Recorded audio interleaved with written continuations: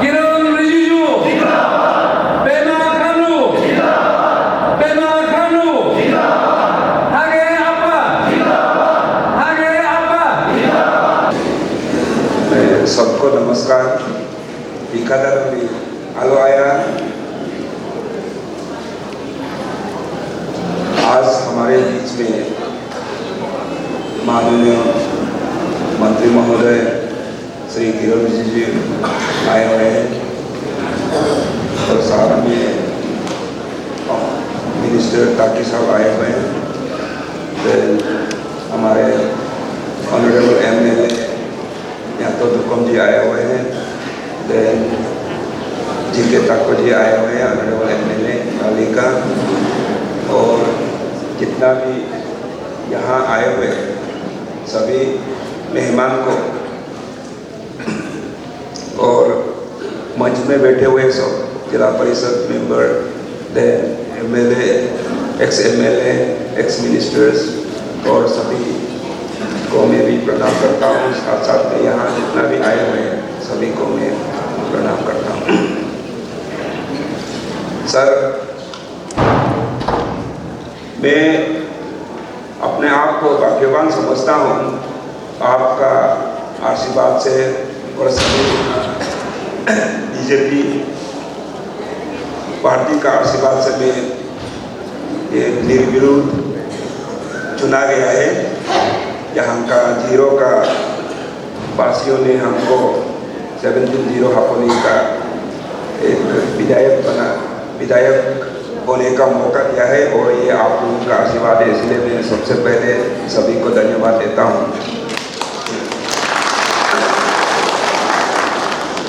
Sir, हम लोग ये हमारा अनकॉन्टेस्ट होने का बावजूद भी हम लोग आगे आपके लिए काम करने के लिए शुरुआत कर दिया था। इवन कैंपेन कमेटी भी हम लोग चुन लिया गया है और तरह तरह के जो एकदम नीचे स्तर तक हम लोग कैंपेन कमेटी बना लिया गया है और ये आगे बढ़ रहा है। हम लोग ये कैंपेन कमेटी जब बनाते समय हमने यही कहा है, मैं निर्विरोध जरूर चुना है, लेकिन मैं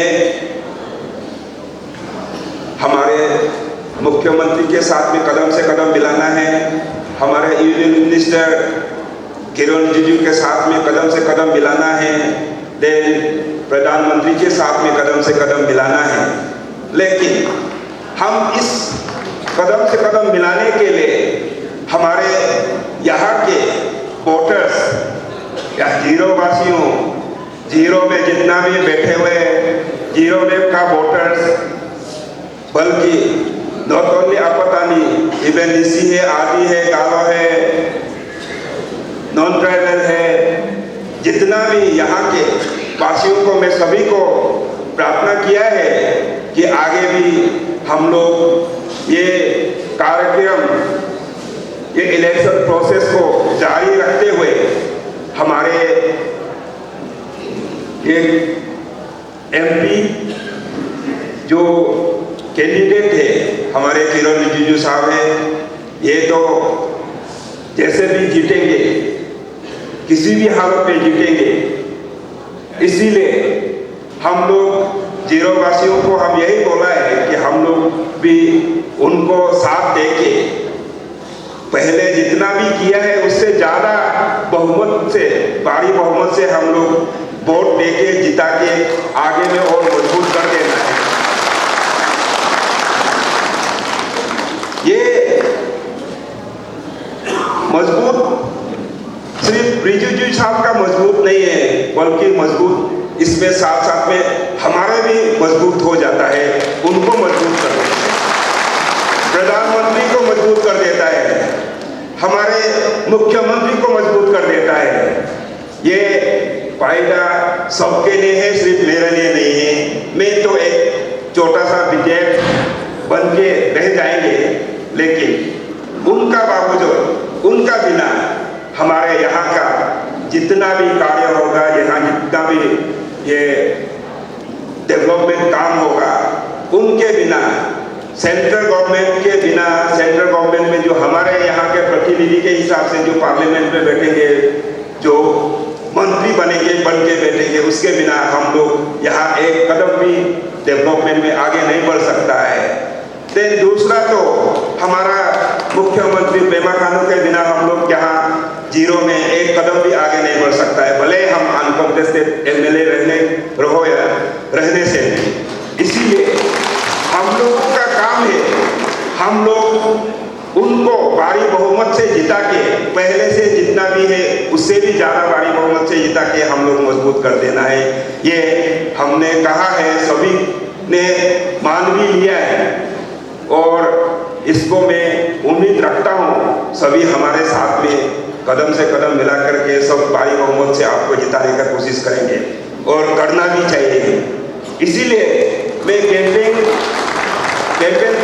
कमेटी के दौरान यही कहा है, ठीक है हम लोग बीजेपी में इतना शामिल हुए। मैं तो शुरुआत करते समय मैं पार्टीलेस था, लेकिन मैं एक चुनावी दौर में घुस के हम भी एक प्रतिनिधि बन के रहा है। लेकिन जब बीजेपी में शामिल होने का बाद हमारे साथ में ताकि साहब है, हमारे साथ में लाजी साहब है, इवन नानी रेगा साहब है, सब ये दुर्गामा साहब है, सब मिलके यहाँ जितना भी हमारे साथ में भी उस समय में भी पूरा ज्वाइनिंग करके हम लोग ऐसा बीजेपी का हाथ को मजबूत कर दिया है, ऐसे लगने लगा है कि हम लोग तो 80% हो ही गया। अगर मैं 80% होने का बावजूद भी यहाँ से हारने से बहुत शर्म की बात है। इसीलिए मैं कहता हूँ कि ताकि साहब का आदमी आपको वोट देगा, लाजी साहब का आदमी आपको वोट देगा, दुर्योत्तम का आदमी आपको वोट देगा और आपका भी अपना निजी एक रिलेशन है सबके साथ में, उन लोग वोट देगा, हमारा आदमी साथ देगा, तो कहाँ हारने का जगह है। अगर सचमुच कोई अगर अंदर से कॉन्स्पिरेसी करता है तो उसका हम नहीं बोल सकता है, लेकिन हमारा आपत्ति को उत्साह से वो कभी अंदर से कॉन्स्पिरेसी नहीं करेगा, क्योंकि हम लोग मालूम है आपको चुनने से हमारा क्या फायदा होगा, आपका साथ देने से हमारा जीरो का क्या फायदा होगा, ये सब जानता है। इसलिए हम लोग नहीं समझता है कि हम कोई ऐसे करेंगे।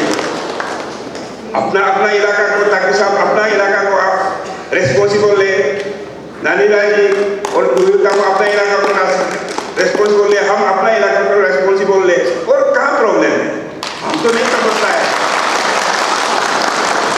और साथ में जितना भी जोड़ा हुआ है उसको भी मैं हमारे साथ जोड़ा हुआ है, हमारा साथ तो तरह तरह के पार्टियों से, तरह तरह के ये से सब हमारा साथ जोड़ा हुआ है। मैं उन लोगों को भी यही कुछ प्रार्थना करूंगा कि इस बार इररिस्पेक्टिव ऑफ पार्टी पॉलिटिक्स सब हमारे जीरो डिस्ट्रिक्ट को ही साथ दें, कांग्रेस हो या एनडीपी हो या कोई भी हो, क्योंकि उनको देने में क्या फायदा है ये सब मालूम है। मालूम हो के भी नहीं मालूम जैसे कोई एक्टिंग करता है तो बहुत दुख की बात है। इसको मालूम है, इसलिए मालूम है कि हमारे यहाँ में सबसे लिटरेट आदमी है, बहुत ज़्यादातर 80% तो मालूम ही है, तो 80% अगर व्हाट्सएप में एक्टिंग करता है तो वो दूसरा बात है। हम लोग समझता है, हमारे आपत्ति लोग समझता है, इसीलिए समझता है कि हमको अनकॉन्टेस्ट बनाया है ताकि हम भी सरकार का साथ में अच्छा से 100% भागीदारी हो सके। इसीलिए हमारे यहाँ पे जितना भी लोग हैं आपको भी साथ देगा, हम समझता हूँ। हो सकता है कि किसी कारण से हमको भी खराब पाता होगा, लेकिन मैं माफ़ी मांगता हूँ कि अगर कोई खराब पाता है तो आज से हमको माफ़ कर दो, लेकिन हमारा साथ देके को साथ दीजिए। और ये चीज़ हम लोग सर एक्चुअली कल परसों ही बात किया था ऑनरेबल सीएम साहब से भी, हम लोग अच्छा से एक अच्छा बड़ा एक रैली करके इवेंट ये पार्टी में ग्राउंड में करेगा, बहुत अच्छा से करेगा ऐसे सोचा था। लेकिन कल शाम को ही हमको बताया है कि यहाँ आप इधर से होके गुजर रहे हैं तो हम लोगों को ये एक मीटिंग रख लीजिए, देन ये टीएसडी को भी मिलने का हम लोग एक प्रोग्राम बनाएगा। आज हम लोग टीएसडी को भी मिला है, टीएसडी का एजुकेटिव बॉडी को भी मिला है, जो कि हमारे यहाँ का आपतानी का अपेक्स काउंसिल बॉडी है, उसको भी हमारे ऑनरेबल मंत्री महोदय किरण रिजिजू साहब ने एक तो क्लियर से क्लियर टोन से इतना क्लियर बताया है कि उसका कोई ये नहीं गलत ये मतलब डिलिमिटेशन में कोई उनका डालने का जगह ही नहीं है। वो साथ में इवन यही तक बोला है कि 36 में अगर का बाद में जब होता है तो उनका हाथ में होगा, उन लोग जरूर साथ देगा बोला है।